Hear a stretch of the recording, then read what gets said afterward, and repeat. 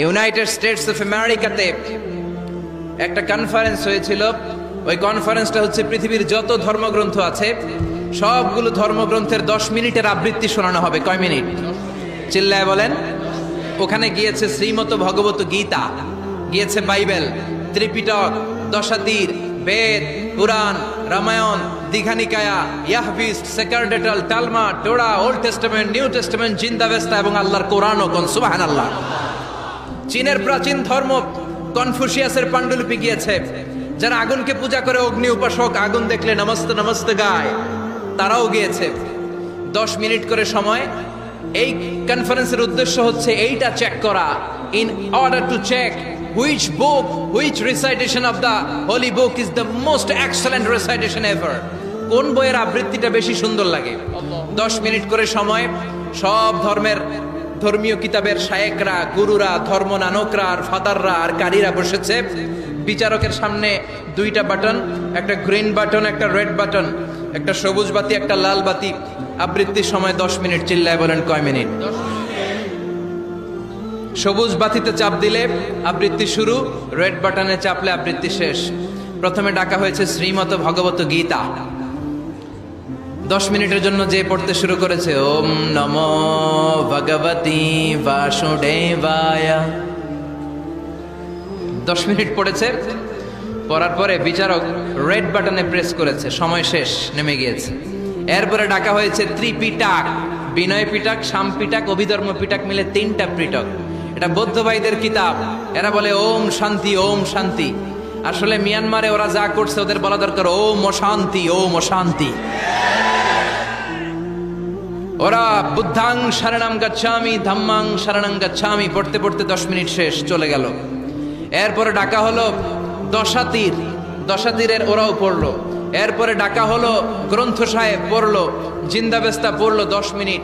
এরপরে ডাকা হলো ভ্যাটিকান সিটির পোপকে। গত মাসে পোপ আসছিল না?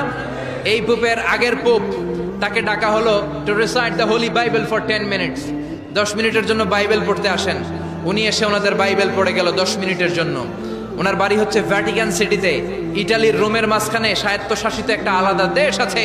ওইখানে শুধু পোপরা থাকে, যারা বিয়ে টিয়ে না করে খ্রিস্টানদের ফাদার, প্রোটেস্টান্ট, অর্থোডক্স আর রোমান ক্যাথলিক, ওরা সেইখানে রাজ্য স্থাপন করেছে। গোটা বিশ্বের খ্রিস্ট ধর্মকে তারা চালায়। তারা 10 মিনিট সব ধর্ম গ্রন্থের আবৃত্তি এবং তেলাওয়াতের পরে সর্বশেষে মুসলমানদের ধর্মগ্রন্থ কোরআন আবৃত্তি করার জন্য ডাকা হয়েছে। এসেছে মিশরের কারি Abdul Basit ibn Abdus Samad. যারা ওনার তেলাওয়াত শুনেছেন দেখবেন উনি তেলাওয়াত করে আবার সময় নেয়, আধা মিনিট শ্বাস নেয়, আবার লম্বা দম নিয়ে তাল লয় নিয়ে টান দেয়, আবার পিছন থেকে টান দেয়। তাকে ডাকা হলো now the representative of Muslim community Abdul Basit ibn Abdus Samad will now recite the holy book Quran for 10 minutes. মিশর থেকে আসা মুসলিম জাতির প্রতিনিধি তাদের ধর্মগ্রন্থ কোরআন নিয়ে এবার 10 মিনিট তেলাওয়াত করবে। কয় মিনিট? উনি দাড়ি রাখেন না, ক্লিন শেভ, পাতলা একটা চাদর আর জুব্বা পরে চলে এসেছে মাইকের সামনে। এসে আউযু বিল্লাহি মিনাশ শাইতানির রাজিম বলে টান দিয়েছে। সময় কয় মিনিট? উনি সূরা ফাতিহা পড়তে সময় নিয়ে নিছে 13 মিনিট। শ্রীমত ভগবত গীতাওয়ালারা হাততালি দেয়, সময় শেষ, কোরআন গেছে। কিন্তু কি আজীব তামাশা, বিচারক তো লালবাতি চাপে না। বিচারককে লালবাতি চাপার বিষয়টা ভুলিয়ে দিয়েছে কে? কেউ যেটা পারে না সেটা পারে কে? আব্দুল বাসিত কয় এই তো সুযোগ পাইছি আমি। বিচারক যেহেতু লালবাতি চাপে না, আমি আরেকটা সূরা ধরি। উনি কোরআনের সবচেয়ে সুন্দর সূরা আর রহমান তেলাওয়াত শুরু করলেন।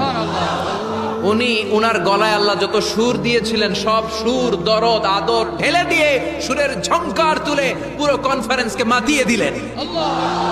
15 মিনিট হয়ে যায়, বিচারক লালবাতি চাপে না। 20 মিনিট, 25 মিনিট, 30 মিনিট হয়ে যায়, লালবাতি চাপে না। এদিকে অর্গানাইজিং কমিটির প্রধান চেয়ার থেকে উঠে এসে বিচারকের গায়ে ধাক্কা দিয়ে বলে, এই man, what's the hell are you doing here? What's wrong with you? Why aren't you pressing the red button? লাল বাতি চাপোস না কেন? ওরে ধাক্কা দেওয়ার পরে বিচারক ভূত দেখার মতো চমকে উঠছে। কি? হ্যাঁ, লাল বাতি।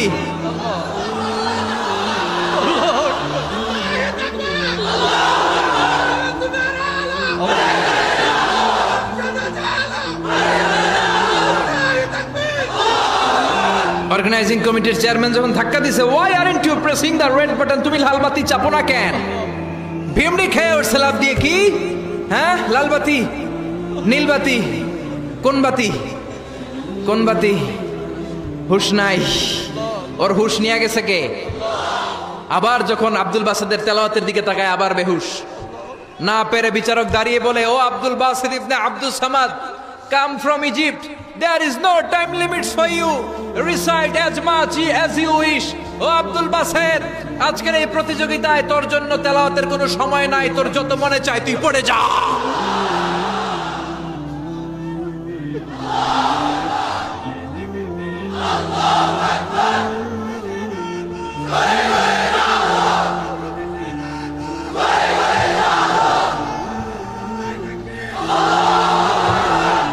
চল্লিশ মিনিট সময় ধরে গোটা মুসলিম বিশ্বের অহংকার, মিশরের সবচেয়ে বড় কারি Abdul Basit ibn Abdul Samad গলার সব দরদার সুর উজাড় করে কনফারেন্স রুমে সূরা আর রহমান তেলাওয়াত করলেন। কনফারেন্স শেষ হলো, ওই বিচারকের বিরুদ্ধে মামলা হলো তিনটা। কয়টা? যেহেতু আন্তর্জাতিক কম্পিটিশন, আন্তর্জাতিক আদালতে মামলা, সুইজারল্যান্ডের দি হেগে মামলা।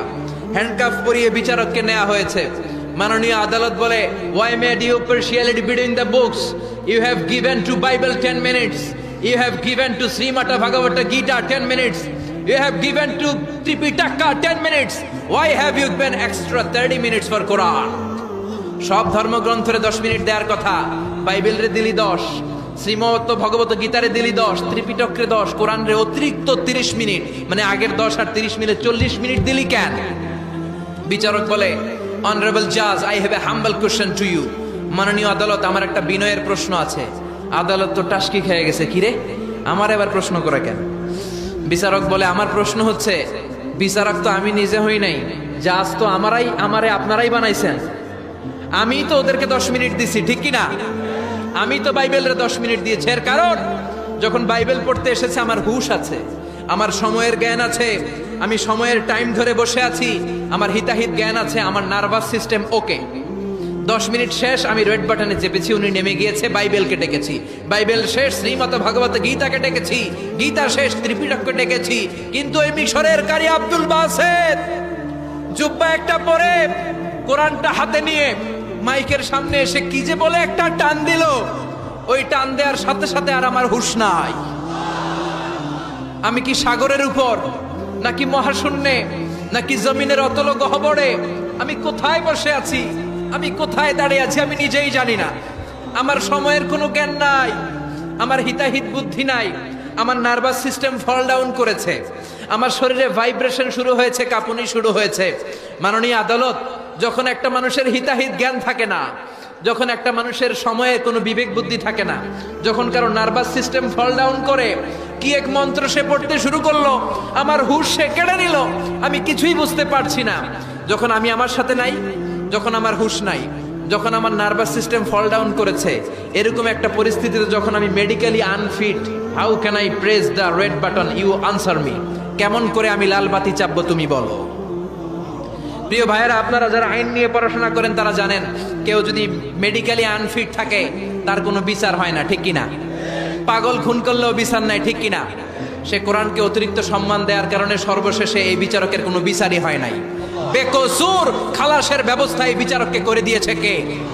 এই জন্য ওই কোরআন ধরতে রাজি আছে মুসলমান, পড়তে রাজি আছে মুসলমান, ওই কোরআনের জন্য মরতে রাজি আছে মুসলমান।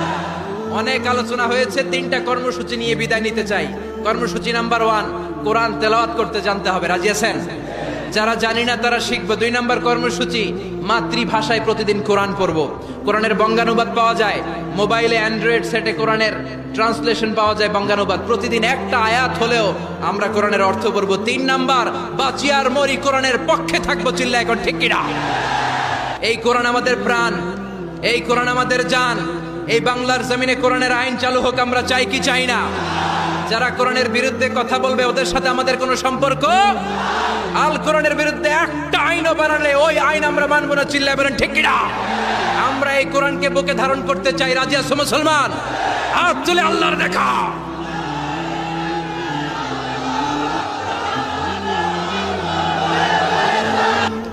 আল্লাহ আমাদের সবাইকে কথাগুলো বুঝার ও আমল করার তৌফিক দান করুক, আমরা বলি আমিন। ওয়া আখিরু দাওয়ানা আলহামদুলিল্লাহি রাব্বিল আলামিন।